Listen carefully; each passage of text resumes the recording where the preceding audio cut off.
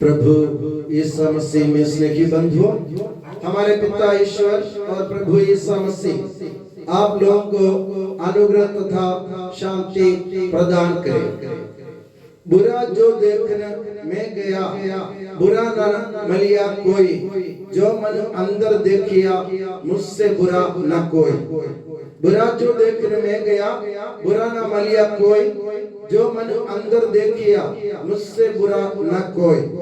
संत कबीरदास जी अपने इस दोहे से हम लोगों को ये चेतावनी देना चाहते हैं। अक्सर हम लोग बुराई ढूंढने के लिए, बुरे लोग को ढूंढने के लिए संसार में भटकते फिरते। कौन बुरा है, बुराई कहाँ है, बुरे लोग कहाँ है, हम तलाश में रहते हैं, मगर हमें कोई नहीं मिलता। मगर कबीरदास जी कहते हैं उसके बाद, मेरी तलाश के बाद जब मैंने अपने अंतरतम में देखा, मैंने अपने मन में देखा, तो मैंने ये पाया मुझसे बुरा इस दुनिया में कोई नहीं है। मैं सबसे बड़ा पापी आदमी हूँ, मैं सबसे बड़ा बुरा हूँ और मैं बुराई की तलाश में रहता हूँ। तो मेरे प्यारे बंधुओं, हमें आज के इस दिन पांचवा इतवार में, हमारे इस उपवास काल के पांचवा इतवार में माता कलीसिया हमको आत्ममंथन करने के लिए हमें चेतावनी दे रही है। तुम आत्ममंथन करो, तुम अपने आप को परखो कि तुम्हारे अंदर कितनी बुराइयां हैं और तुम बुराई की तलाश में दुनिया में क्यों भटकते हो।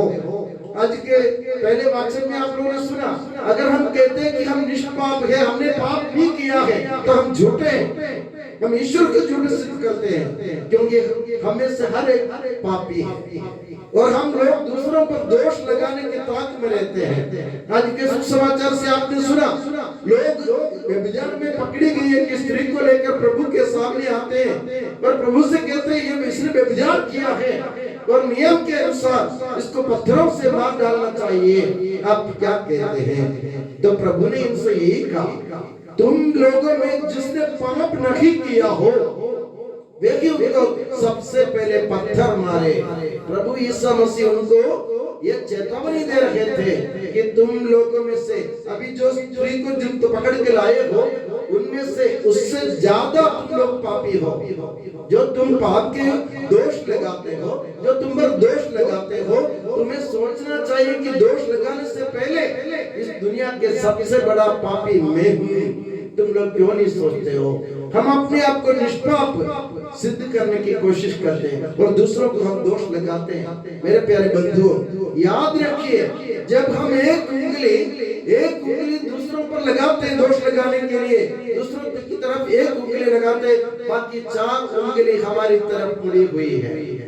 हम एक उंगली दूसरों की तरफ दोष लगाने के लिए उठाते हैं। याद रखो, ये देखो मेरा हाथ, चारों उंगली हमारी तरफ है। मतलब तुम उनसे जिन लोगों को तुम दोष लगाते हो, उनसे 4 गुना तुम दोषी हो। मेरे प्यारे बंधुओं, ईश्वर किसी को दोषी नहीं मानते, ईश्वर किसी को पापी नहीं मानते। पापी को बचाने के लिए प्रभु यीशु मसीह दुनिया में आए थे और हम लोग क्या करते हैं? हम अपने भाई बहनों में दोष लगाते हुए, इनमें दोष पाते हुए, उनको पापी सिद्ध करते हुए अपने आप को धर्मी मानना चाहते हैं, मगर ये गलत है। सबसे पहले अपने अंतरतम को परखो, मेरे मन में क्या बुराई है उसको दूर करने की कोशिश करो। आत्ममंथन करने का समय है। मैं अपने आप को क्या समझता हूँ, मेरे अंदर क्या है, मेरे अंदर की बुराई दूर किए बिना मैं दूसरों की तरफ दोष नहीं लगा सकता हूँ।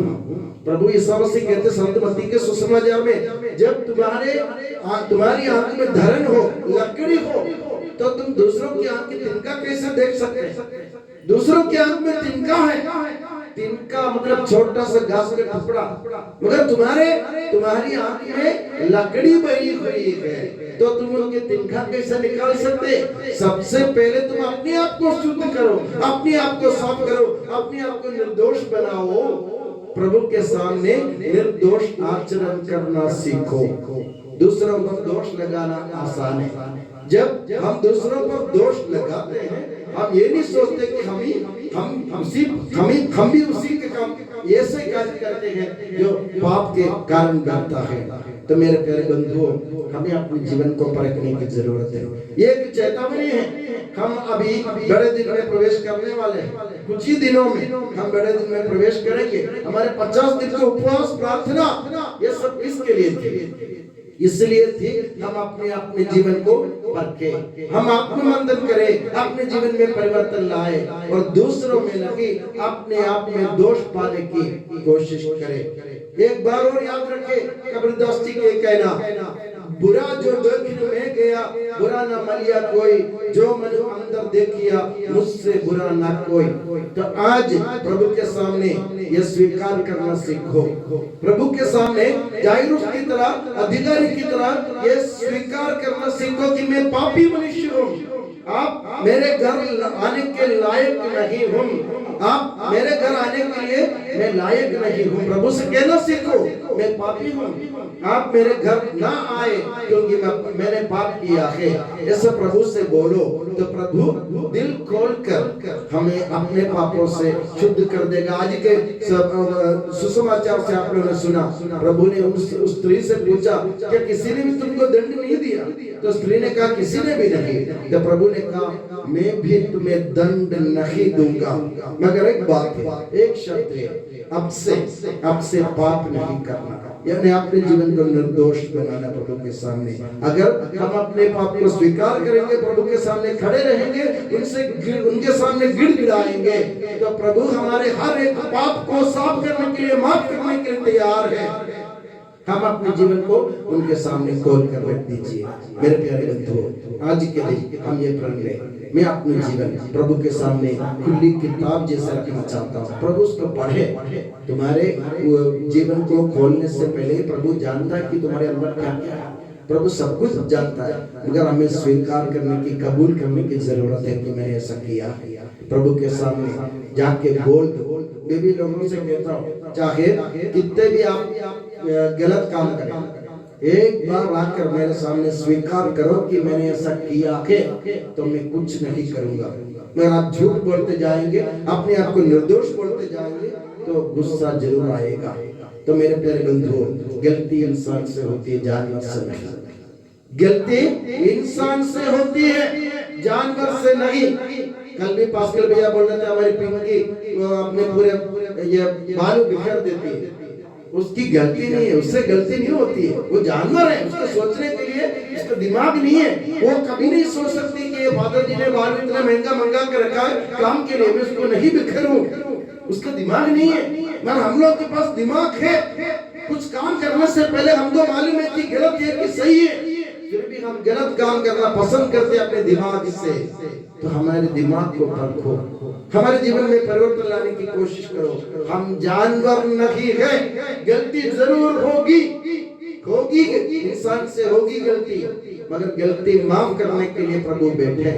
प्रभु के सामने जाकर अपने जीवन को खोलने की जरूरत है। पापी स्त्री की तरह उनके सामने खड़े रहो और उनसे बोले, प्रभु मैं पापी हूँ, मेरा पाप माफ कर दे। तुम्हारे एक शब्द से प्रभु तुमको माफ कर सकता है। तो मेरे प्यारे बंधु, आने वाले दिनों में कम से कम प्रभु के सामने जाकर गिड़गिड़ाना सीखो, रोना सीखो, विलाप करना सीखो, प्रभु मैं पापी हूँ, तो प्रभु हमें माफ जरूर करेगा। और दूसरी बात, हम दूसरों पर दोष लगाने की कोशिश ना करें। हम दूसरों पर दोष लगाने की कोशिश ना करें, क्योंकि जब हम दोष लगाते हैं हम अपने आप को दोषी ठहराते हैं प्रभु के सामने। इसलिए हम अपने पाप को पहचानें, अपने दोष को स्वीकार करें और दूसरों पर दोष ना लगाएं, और तब जाके प्रभु हमें, प्रभु का वादा पूरा होगा। प्रभु ने कहा संतमती के सुसमाचार के अध्याय 7 में, प्रभु ने कहा दोष ना लगाओ और तुम पर भी दोष नहीं लगाया जाएगा। दोष नहीं लगाओगे तो तुम पर भी दोष नहीं लगाया जाएगा, ये प्रभु का वादा है। और प्रभु के सामने जैसे मैंने कहा, अगर आप अपनी जिंदगी रख देंगे, प्रभु उसको बदल कर हमारे हाथ में दे देंगे। और मैं दुआ करता हूँ कि प्रभु ईसा मसीह और माता मरियम आप सभी को हमेशा अपनी नियामत की छत्र छाया में सुखी और सुरक्षित रखे। पिता, पुत्र और पवित्र आत्मा के नाम पर आमीन।